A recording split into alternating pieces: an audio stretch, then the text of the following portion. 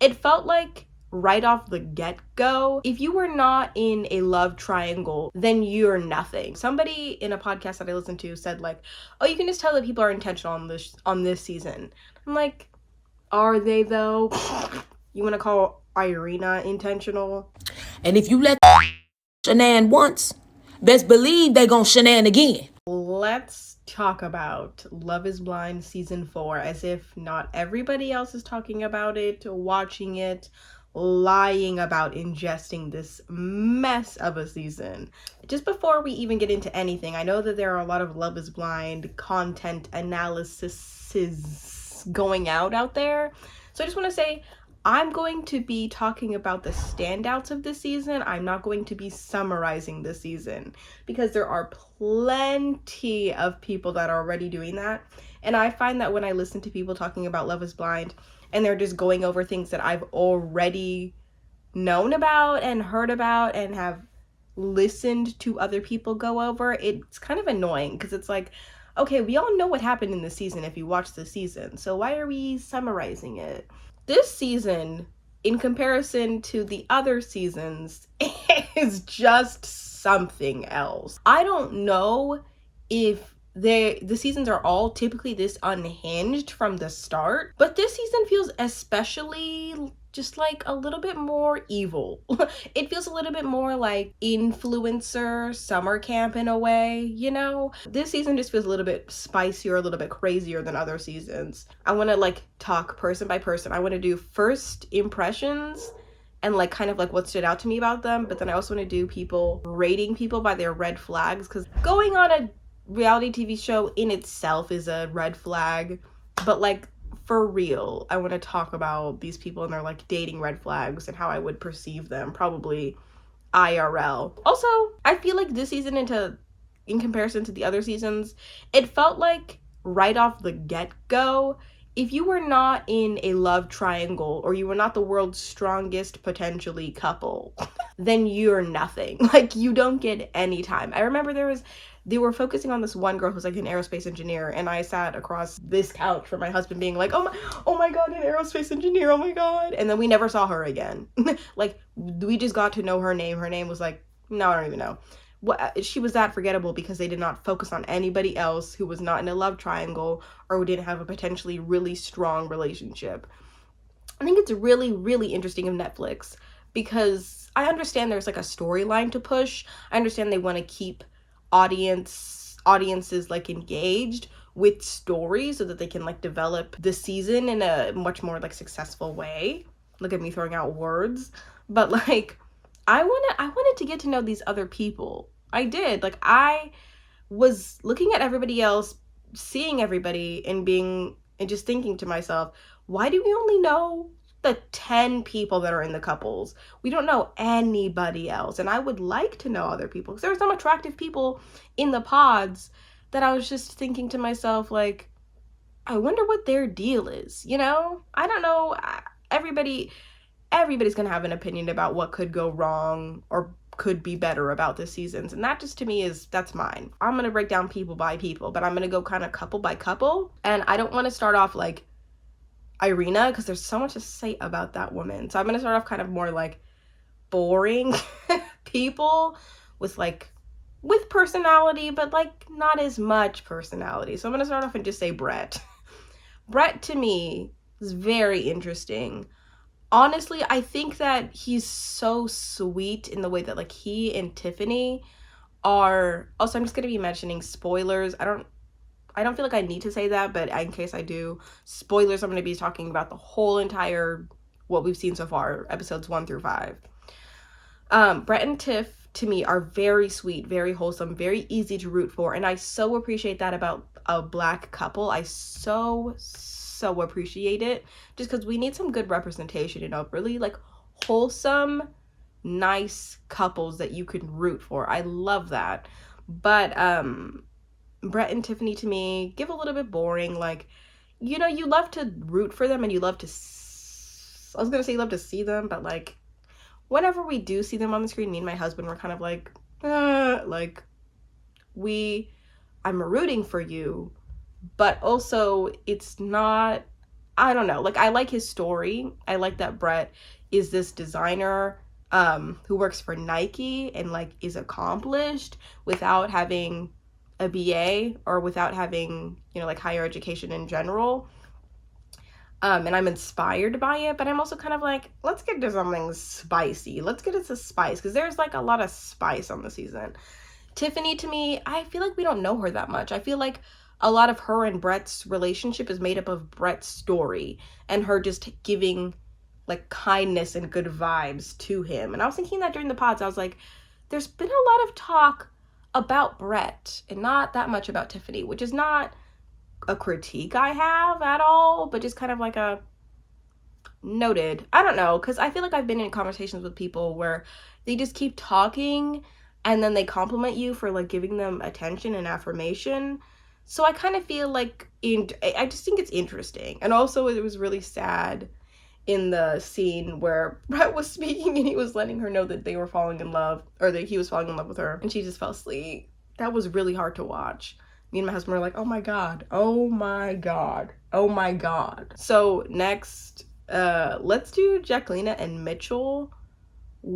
This is, I don't know if anybody else thinks this, but I'm always thinking like, what is this person's ethnicity? Like, I was thinking that about Irina immediately. I was thinking that about Jacqueline.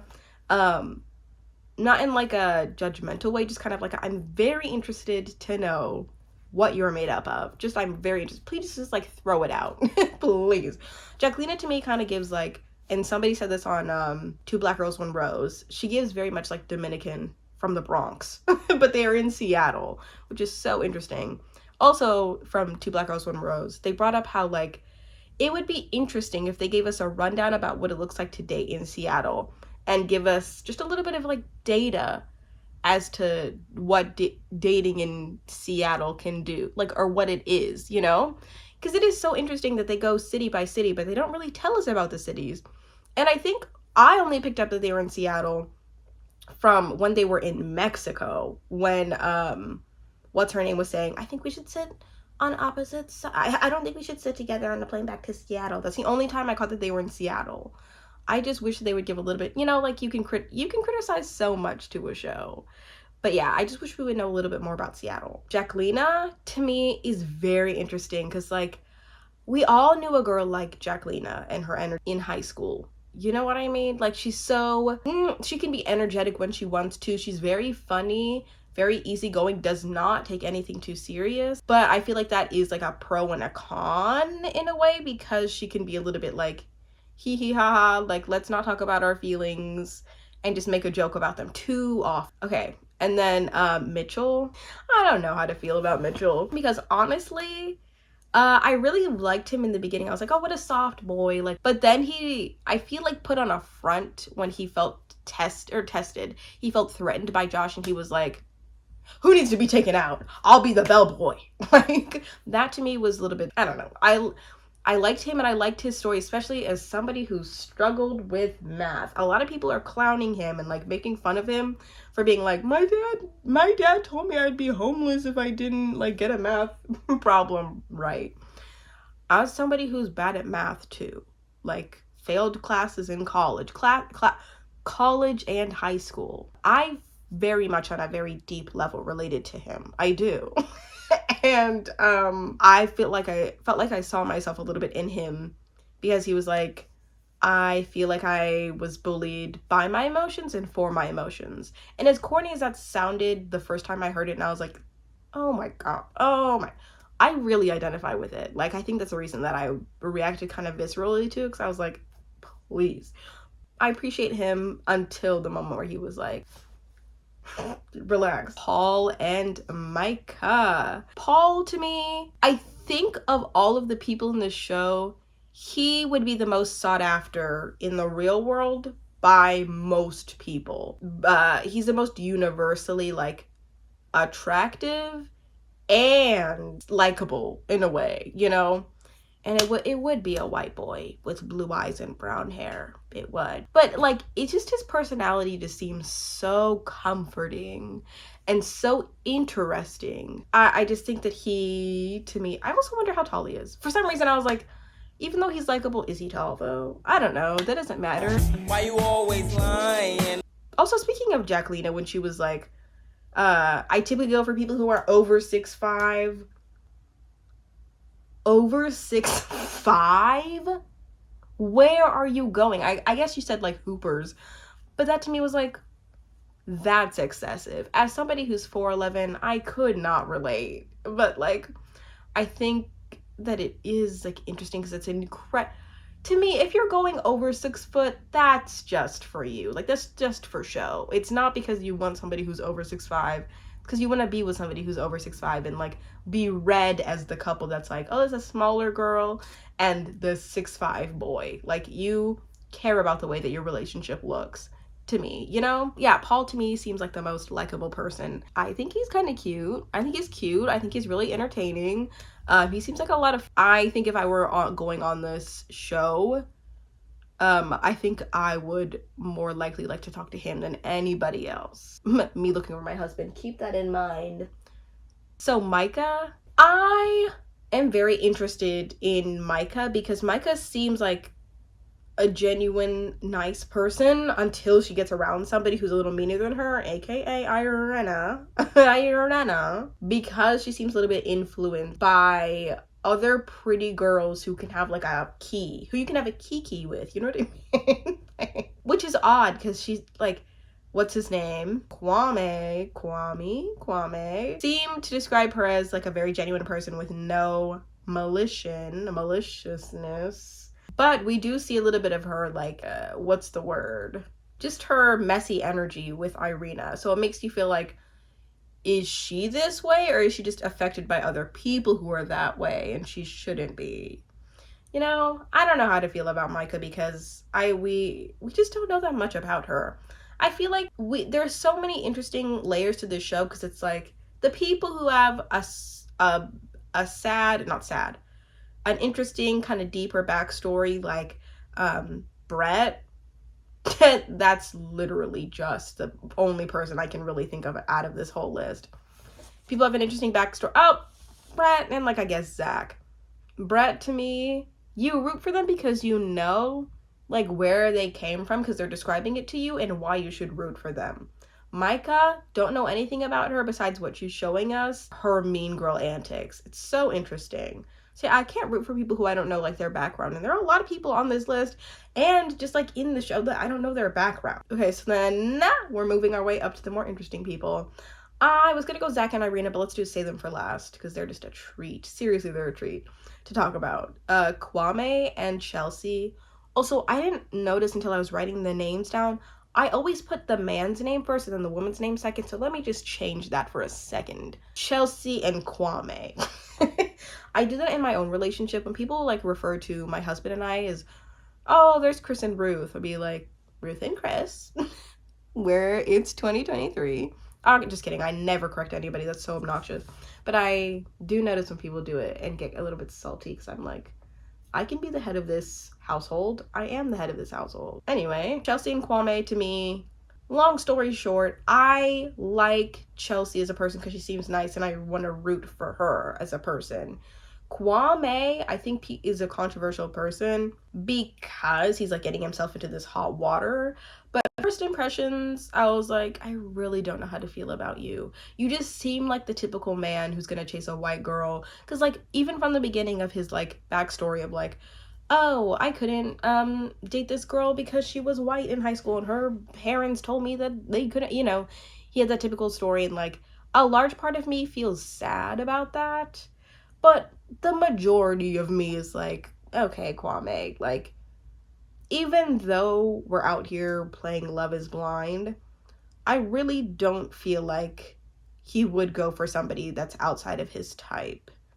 And that to me that isn't me being like all bitter or anything, if you're catching what I'm like actually saying, but I kind of feel like he is the guy in high school who you saw like wanting to be something else. And then also him saying like, I have to prove to people that I have a master's degree and that I'm so-and-so and, you know, like I'm accomplished.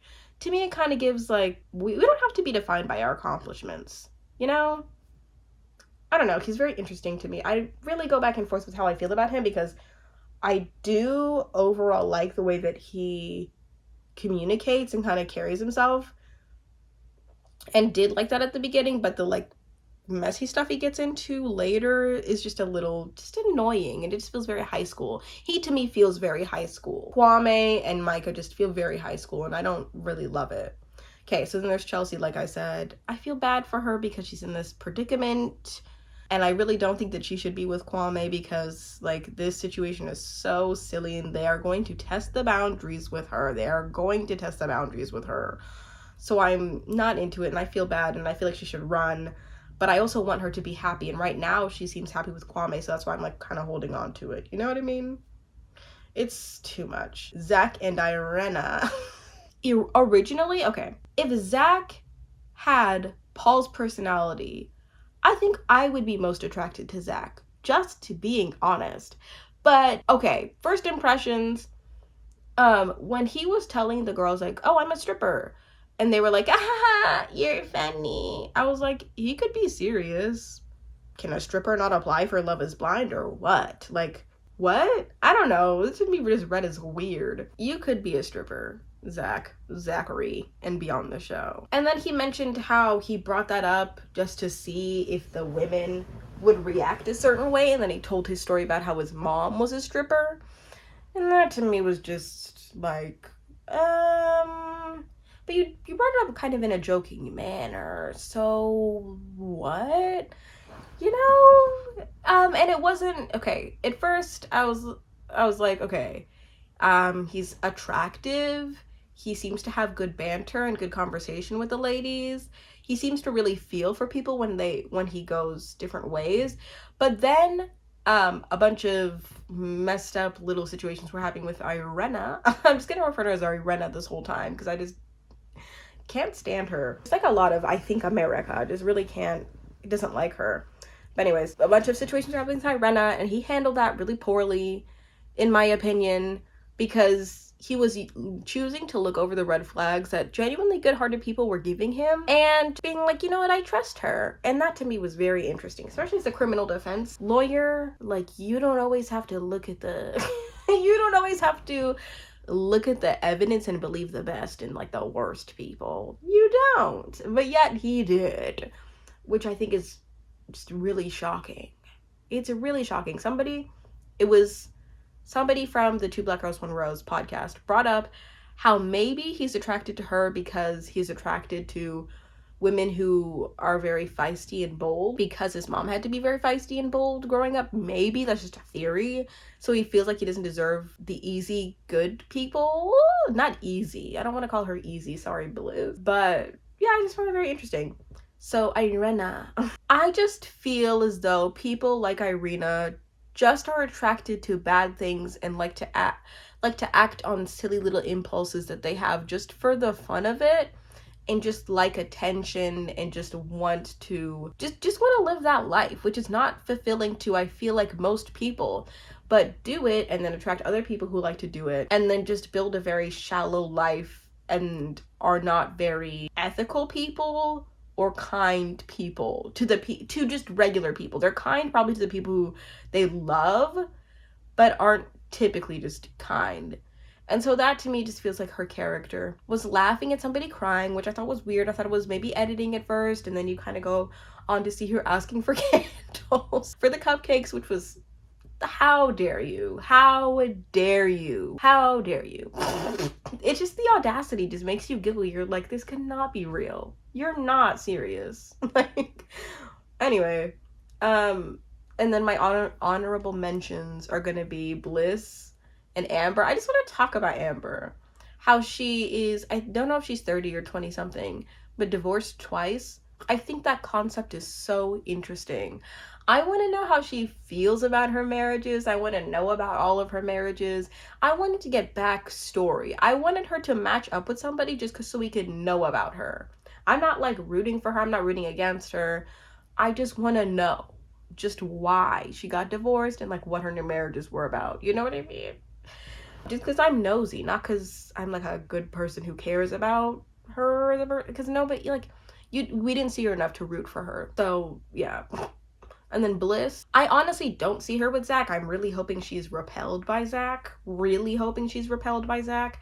Because ever since the girlies were like, yeah, Zach is a weirdo. To me, everything after that, I just was reading him as weird. We don't really know much about Bliss also. Just the fact that she's like kind.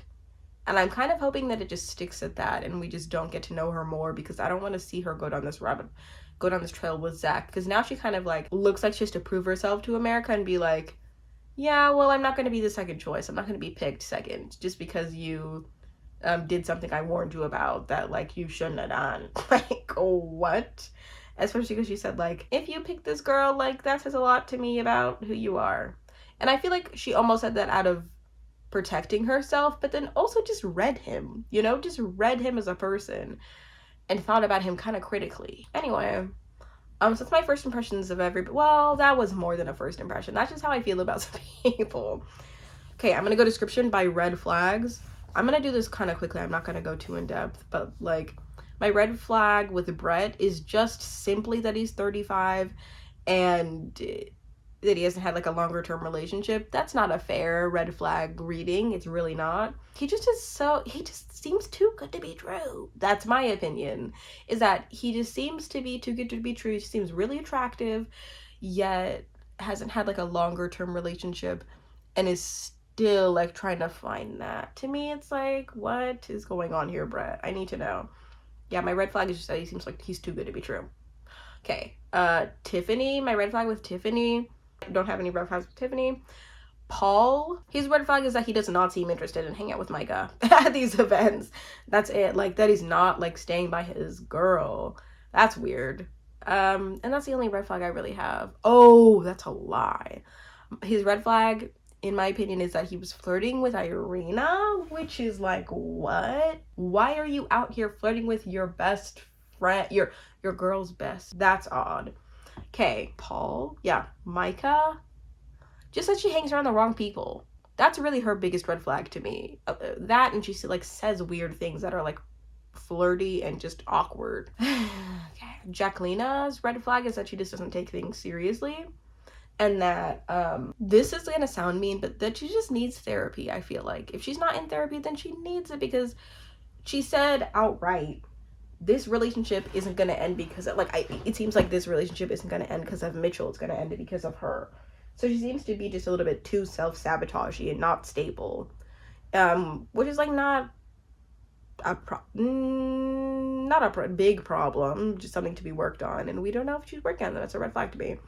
Mitchell's red flag is just that he gets too angry when he feels threatened, and I understand where the passion comes from. I'm also a passionate, sensitive person, but just like, you did not need to come at Josh that hard. You did not. Zach, that he is interested in women that he already knows like are kind of vicious, and that he called a woman vicious and then proceeded to choose her over somebody who made him cupcakes and remembered his birthday. Maybe. Irina, the whole girl's personality is a red flag. Let's just be real. Kwame is that he seems to entertain situations longer than he should. Yes, that is it. That's it. That, and I mean, just gonna be honest, as somebody in an interracial relationship, I do see people who like actively choose interracial relationships over and over again to kind of be a little bit of a red flag. So it's like, okay, let's look into the desire for you being in an interracial relationship again and again. Like, what is that based in? That's how I feel about every interracial relationship. My interracial marriage started essentially because I was just looking for somebody, not a specific person, not a specific group of people. And I feel like people who look for specific groups are like very interesting. Somebody to keep their eye on, you know? Chelsea, same thing applies to Chelsea. Just she seems to be very openly proud about like sexualizing Kwame. And I'm not interested in that, because typically the white man, black woman, that's my relationship. White woman, black man, that's like the stereotype that overshadows them. And I feel like people who play into that rub me the wrong way. So that's my red flag with them. The whole concept of Love is Blind is interesting to me because my husband said this a couple days ago. He was like, they're not really testing if Love is Blind. Like, these are conventionally attractive people, and they are. Love is Blind really needs to test Love is Blind by throwing unconventionally attractive people into the mix. Some may even say, like, ugly people into the mix. But, like, really, that really does test. Like, would you really fall in love with somebody who's, like, a foot shorter than you if you're a woman? Would you? If you, like, loved talking to them, connected with them, would you? Like, you're really not testing this. And I think everybody recognizes this, that they're always typically attractive people. And it makes me think, like, was the temptation there for Netflix in the beginning? Or did they just realize this is not going to sell if we put unconventionally attractive people into the mix? And so they just went for, like, very people who are, like, a little bit more attractive than the typical person, you know? Like, Love is Blind really does not reflect the typical American person. They reflect, like, oh, this is, like, kind of the best-ish pick of, like, the typical American person. Interesting that we've had 2 Africans in a row. Very interested in that. And that they're men. Very interested in that. And that they're desired by attractive, like, conventionally attractive women. Very interested in that. Okay, some standout moments to me. I'm gonna mention my standout moments and I'm gonna go. But Micah and Irina being mean girls, that's very interesting because I think that they apologized about it a couple days ago or a day ago, whatever. And they basically were like, sorry, this situation is a pressure cooker, and the way that we cope with it is we make jokes about it. So, being mean was our, like, coping mechanism, which is just, like, the typical mean girls response in being mean that, like, excuses it. Like, no, you're just, like, just say, like, I don't see anything wrong with this. Like, I don't agree with your feedback. Thank you. That's what you needed to say. And then the Micah, Kwame, and Paul situation. Very weird. Why? No. I can't ask why this situation is being entertained at all because I fully get it. You know, if you were talking to somebody for hours and hours and hours, and then they break up with you, and you just have to kind of be like, well, I'll get over it and go for my second choice, I guess. And then you see them. That's crazy. It takes people months to get over their exes. But they just had to, like, get it. Ideally, you would go into the pod, somebody would break up with you, you would do the work to heal. But it's like you have 2 days to do that. And then to see them and they're really attractive, that's hard to fight off. So I more so blame Micah in this situation because she just was, like, touching him and just being really flirty and stupid. But also, I think that they were drinking. So a lot of this, honestly, as much as it's disappointing, it is very understandable. Like, it's so sad, but it is understandable. You know, if you were to go on Love is Blind, talk to people, not know what they look like, always be wondering about that, and then seeing them being like, oh my god, you're kind of cute, let's flirt. Like, it's not excusable at all. Like, they should not have done that. They were acting very inappropriately, especially because I really like Chelsea. But you can understand why it would happen, you know? Like, sad, but you can see it. Hello. Anyway. I have a written Irina, but I completely forgot what I was gonna write down. Maybe the Irina liking Paul. That's odd. Irina would not go for Paul. They would not be in a successful relationship outside of, like, this thing. Irina would pass Paul in the street. Also, I didn't think that Irina was that attractive. I didn't. I know that everybody's talking about how she's a baddie on the show, but I really don't see it. Like, to me, I just feel like her spirit and her energy just overshadow everything, and that to me is just kind of a little bit ugly. But anyway, so those are my thoughts on Love is Blind season 4, episodes 1 through 5, and I will be summarizing the last episodes whenever they come. They come out this Friday. I will be doing that soon. Oh my god!